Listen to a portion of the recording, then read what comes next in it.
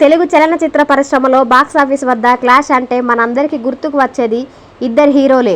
ఒకరు మెగాస్టార్ చిరంజీవి, మరొకరు నందమూరి బాలకృష్ణ. ఈ ఇద్దరి సినిమాలు ఇప్పటివరకు ఎన్నో సంక్రాంతి బరిలో దిగాయి. అత్యధిక శాతం చిరంజీవినే పైచేయి సాధించాడు.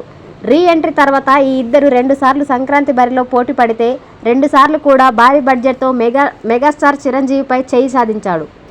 కానీ బాలకృష్ణ సినిమాలు కూడా చిరంజీవి సినిమాలను సంక్రాంతి బరిలో చితక్కొట్టిన సందర్భాలు ఉన్నాయి. మెగా మరియు నందమూరి అభిమానులు ఇప్పటికీ మర్చిపోలేని క్లాష్ నరసింహనాయుడు, మృగరాజు మధ్య పోటీ. ఈ 2 సినిమాల ఫలితాలు ప్రత్యేకించి చెప్పనవసరం లేదు అనుకుంటా. అయితే ఇన్నాళ్లకు బాలయ్య బాబు చిరంజీవి మీద పైచేయి సాధించే అవకాశం అఖండ 2 ద్వారా వచ్చింది. బాలయ్య కెరీర్ని కీలక మలుపు తిప్పిన చిత్రం అఖండ. బోయపాటి శ్రీను దర్శకత్వంలో తెరకెక్కిన ఈ సినిమా కరోనా లాక్డౌన్ ఎత్తివేసిన తర్వాత విడుదలైన సంచలన విజయం సాధించింది.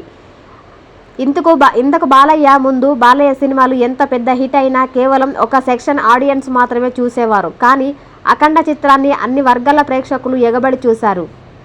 అందుకే ఆ చిత్రానికి అతి తక్కువ టికెట్ రేట్స్ మీద కూడా 70 కోట్ల రూపాయలు షేర్ వసూలు వచ్చాయి.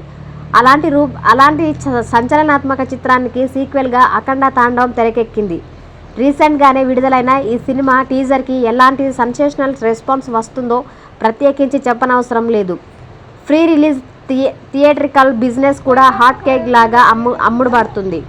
కానీ మెగాస్టార్ చిరంజీవి విశ్వంబర చిత్రానికి మాత్రం టికెట్లో అఖండ 2కి ఉన్నంత క్రేజ్ లేదు. కారణం టీజర్ దారుణంగా మిస్ఫైర్ అవ్వడం.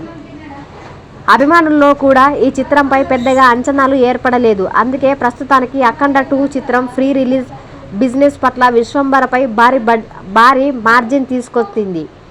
ఇదంతా సీక్వెల్గా హైప్ వల్ల మాత్రమేనని విశ్వంబర చిత్రం ఖచ్చితంగా అందరినీ విడుదల తర్వాత సర్ప్రైజ్ చేస్తుందని